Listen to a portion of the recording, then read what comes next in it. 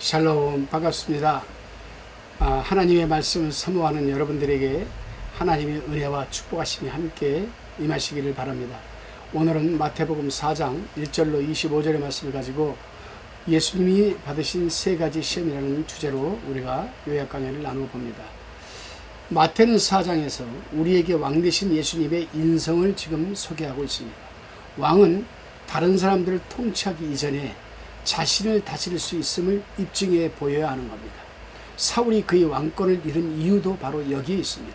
그는 자신을 다스려야 하나님께 순종할 수가 없었습니다. 자신을 다스릴 줄 알아야만이 하나님 말씀에 순종을 하는데 자신을 다스리지 못하니 여러분 하나님의 말씀에 순종할 수가 없죠.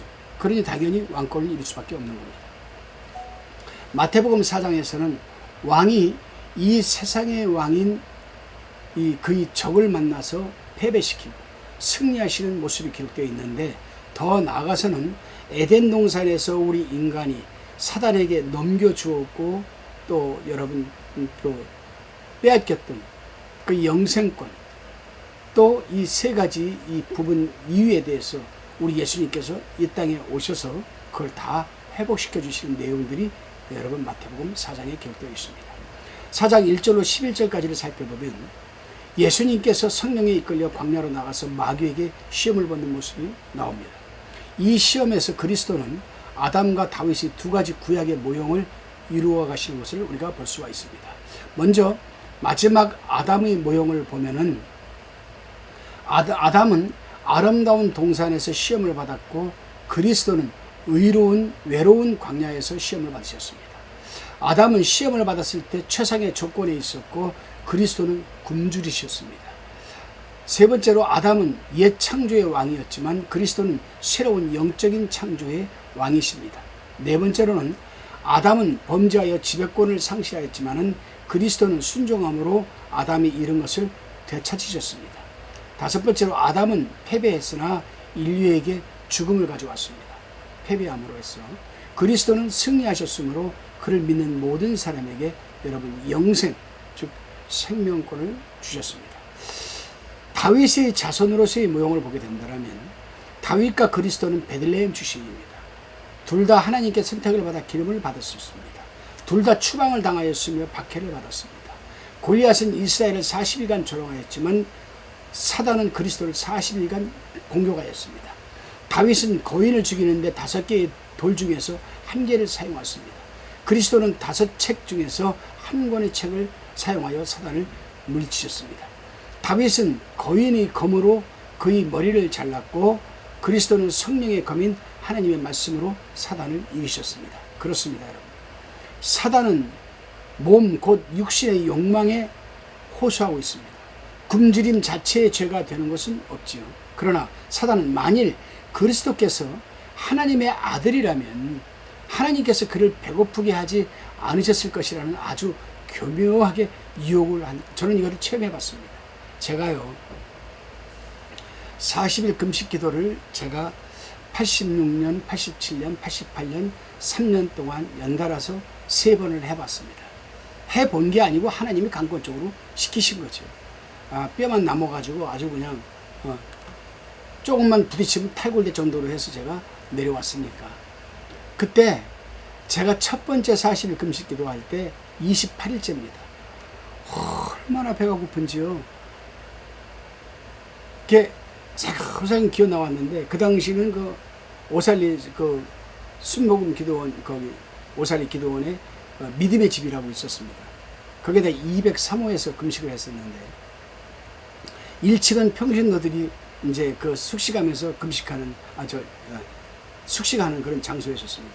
근데 1층에 이제 보면은 짜장면 그릇, 뭐 음식 배달하는 그릇들이 거기 이렇게 문 앞에 이렇게 놓여 있었어요. 얼마나 28일째 금식을 하는데 얼마나 배가 고픈지 아무도 몰래 새벽에 나와서 그 1층에 그 쌓여 있는 그 짜장면 그릇을 그냥 빈 그릇을 냄새라도 실컷 맡자 그냥 이렇게 냄새를 맡고 다시 올라갔다가 또 내려와서 음식을 먹고 그런 기억이 납니다, 여러분. 이렇게 사단은 무너뜨리려고 별의별 욕심을 1층에서 그 짜장면 빈 그릇이 3층까지 냄새가 어떻게 올라올 수 있겠습니까? 사단이 그 냄새를 풍기는 거죠. 그때 정말 참 주님의 은혜로 스스로 제가 그걸 이겨내고 금식을 마친 기억이 납니다. 그러나 그리스도는 신명기 8장 3절로 이 시험에 대처하셨습니다. 영적인 사람을 먹이는 것은 육신을 먹이는 것보다 훨씬 더 중요합니다. 여러분, 혹시 이 말씀을 듣고 계시는 주의 종들이 계신다면 여러분, 이 육적인 사람보다 영적인 사람을 잘 양육을 해야 됩니다. 그 영적인 사람을 영적인 양식으로 먹이는 것이 육신을 갖고 있는 육신적 음식보다도 더 중요하기 때문입니다. 신명기 8장 1절에서 6절 말씀을 읽고 하나님께서는 먹고 마시는 일 같은 일상적인 일들을 통하여서 우리를 시험하시고 우리를 입증하신다는 것을 우리는 유의해야 됩니다. 예수님께서는 하나님의 말씀이 권위 아래서 생활하셨습니다. 우리도 그렇게 함이 마땅하지 않겠습니까? 두 번째 시험, 첫 번째 시험이 예수님이 40일 동안 굶주려 있는데 마귀가 와가지고 네가 만일 하나님의 아들이면은 이 돌을 가지고 떡을 한번 만들어 봐라, 이렇게 유혹을 한 겁니다. 웬만한 사람은 어떤 자기 자랑, 자기 권위, 교만에 의해서 내가 못할 줄 알아, 해볼게 할 수 있겠죠. 그러나 예수님께서는 사람이 떡으로만 살 것이 아니요 하나님의 입에로 나오는 모든 말씀으로 살 것이니라 라고 하나님께서는 여러분 신명기 8장 3절 말씀으로 마귀를 물리치셨습니다. 두 번째 시험에서 사단은 예수께 하나님의 신실하심을 입증해 보이라고 이제 막 따집니다. 대드는 거죠. 당신이 하나님의 말씀을 믿으니 하나님의 약속들 중에서 하나를 입증해 보이지 못할 이유가 없지 않은가? 사단은 지속적으로 예수를 유혹을 합니다. 사단은 시편 91편 11절 12절 말씀을 인용하면서 예수님을 시험하지만 사실 사단은 시편 91편 11절 12절을 잘못 인용하고 있습니다. 만일 하나님의 돌보심을 진실로 믿는다면 뛰어내리라, 천사들이 받쳐줄 것이다 라고 사단은 말하고 있죠. 그런데 사단은 내 모든 길에라는 11절의 중요한 구절을 빠뜨렸습니다. 하나님은 우리가 그의 길을 갈 때에 약속을 지켜주십니다. 예수님께서는 우리가 하나님의 입으로 나오는 모든 말씀으로 살아야 한다고 말씀하셨는데 사단은 언제나 성경에서 무엇을 빼거나 첨가하거나 그렇게 하죠. 그래서 너희는 하나님의 말씀을 가감하지 말아라. 너희가 거짓말하는 자가 될까 두려워하노라. 너희는 하나님의 말씀을 빼거나 더하지 말라. 여기에 기록된 모든 재앙을 너희가 받을 것이다. 굉장히 중요한 부분입니다. 그래서 저는 이 성경을 바꾸지 않았습니다. 저는 개역개정을 안 읽고 개역 한글 옛날 성경을 읽습니다. 우리 성경이 세계에서 다섯 번째로 권위가 있는 성경인데 무엇 때문에 여러분 성경을 바꿔가지고 한동안 혼란스럽고 찬송도 다 바꿔가지고 얼마나 혼란스러웠습니까? 교회가. 더 중요한 사실이 있습니다. 여러분, 우리가 교회의 청년들이 언제부터 교회를 멀리하기 시작했는가 한번 생각해 보시기 바랍니다. 하나님의 말씀의 권위가 떨어지게 되면은 하나님의 말씀이 살아 역동적으로 운동할 수가 없죠. 비진리가 되기 때문에. 그렇기 때문에 하나님의 말씀을 더하거나 빼면 안 됩니다. 여러분, 있는 그대로 우리가 선포해야 하나님의 말씀이 살아 운능력 있게 우리의 영과 혼과 관절을 찔러 쪼개기까지 하며 우리 마음과 생각을 감찰하시기까지 하면서 감동을 주시는 거 아니겠습니까, 여러분? 그래요. 하여튼 마귀는 성경을 왜곡하여서 육적인 그리스도인들에게 죄를 짓도록 성경적인 근거를 제공합니다. 그 조건을 모를 때에는 약속들을 연관된 구절들로부터 분리시켜서 이끌어내거나 약속들을 주장하는 일을 삼가야 하겠습니다. 우리 성경을 마귀도 성경 말씀을 인용을 해요. 인용을 합니다. 천사로까지 가장해서 우리에게 다가오기도 합니다. 그렇기 때문에 우리에게 중요한 것은 꼭 필요한 것은 분별력이라는 얘기죠. 분별력. 성경적인 권위 없이 무슨 일을 행하는 것은 죄입니다. 그래서 로마서 14장 23절을 보게 되면 믿음으로 쫓아하지 아니하는 모든 것이 죄라고 말씀하는 겁니다. 이것은 하나님을 시험하는 것이며 우리가 어려움 가운데 있을 때 주님께서 개입하셔서 구해달라고 감시키는 것이 되는 거죠. 고의적인 불순종은 징계를 자초할 수도 있다 이 말이죠. 세 번째 시험입니다. 이제 마귀는 세 번째 시험에서 그리스도께서 왕이 될 수 있는 쉬운 길을 제시를 합니다. 제안하는 거죠. 사단은 이 세상의 왕으로서 요한복음 14장 30절 보게 되면은 왕국들 중에 일정한 양을 다스리도록 하나님께로부터 허락을 받고 있어요. 시편 2편 6절 9절에 보게 되면 하나님은 이미 이 왕국들을 그리스도에게 주실 것을 약속하셨습니다. 시편 2편 6절 7절이 그리스도의 세례를 돌이켜 보게 하며 우리는 유의해야 됩니다. 너는 내 아들이라. 그러나 주님께서는 이 왕국을 얻기 위하여 십자가를 지셔야만 했습니다. 사단은 십자가로부터 그를 멀리 떨어지게 하려고 노력하고 있는 사실입니다. 그리스도는 신명기 6장 13절로 사단을 패배시켰습니다. 우리가 예배하는 것을 우리는 섬긴다. 만일 돈을 예배하는 사람이면 그는 돈을 위하여 살고 돈에 순종합니다. 그가 하나님을 섬기면 하나님을 위하여 살고 하나님께 순종하는 이 두 가지를 다 할 수는 없는 거죠. 미래의 어느 날 사단은 왕국들을 적그리스도에게 넘겨줄 겁니다. 계시록 13장을 보면은. 그러나 그리스도는 이 왕국들을 취하러 오실 것이며 1000년간 다스릴 자신의 왕국을 세우실 겁니다. 제가 이미 요한계시록 1장부터 22장까지 한 절 한 절 빠뜨리지 않고 다 강해를 했습니다.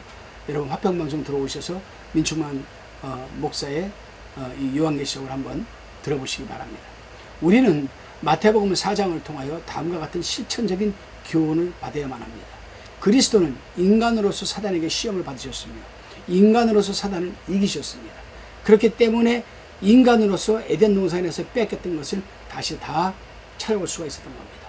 이러함으로 우리는 승리를 보장하는 고린도전서 10장 13절을 주장할 수가 있는 겁니다. 예수께서 친히 본을 보이셨듯이 우리는 성령의 검인 말씀으로 사단을 물리쳐야만 합니다. 에베소서 6장 17절 18절 읽어보시기 바랍니다. 말씀을 알고 이해하고 사용할 수 있다는 것이 얼마나 여러분 우리에게 특권입니까? 그리스도는 성령의 능력을 의지하셨다는 사실을 우리는 잊지 말아야 됩니다. 그래요. 성령은 사단과 그 여러 가지 관계를 이기게 하시죠. 사단은 성경을 알고 있습니다. 누군가 또는 누군가의 사역이 성경을 잘못 인용하거나 하나님이 의미하지 않은 말을 말할 때 우리는 이를 알아차려야 합니다. 지리적인 위치는 마귀를 방어하는 수단이 되지 못합니다. 우리는 광야에서 그리스도를 시험하였고 마귀는 성전에서도 높은 산에서도 시험하였습니다. 사단은 세상 어느 곳에서와 마찬가지로 교회 안에서도 우리를 시험할 수가 있습니다. 한 단계 한 단계 시험이 여러분 변화되는 것을 우리는 눈여겨봐야만 됩니다. 첫 번째 시험은 이성적인 시험이었고 두 번째는 의심을 일으키는 시험이었고 세 번째는 노골적으로 반대할 만한 부당한 것이었습니다. 이처럼 죄의 성질은 점진적으로 갖고 있습니다. 물론 사단도 마귀도 귀신도 점진적으로 우리를 시험을 들게 하십니다. 처음에는 아주 아무것도 아닌 작은 것에서부터 또 약간 큰 거, 그 다음에 아주 큰 거, 그 다음에는 하나님은 완전히 여러분 떨어뜨리게 한다는 사실을 잊지 마시기를 바랍니다. 기도하시겠습니다.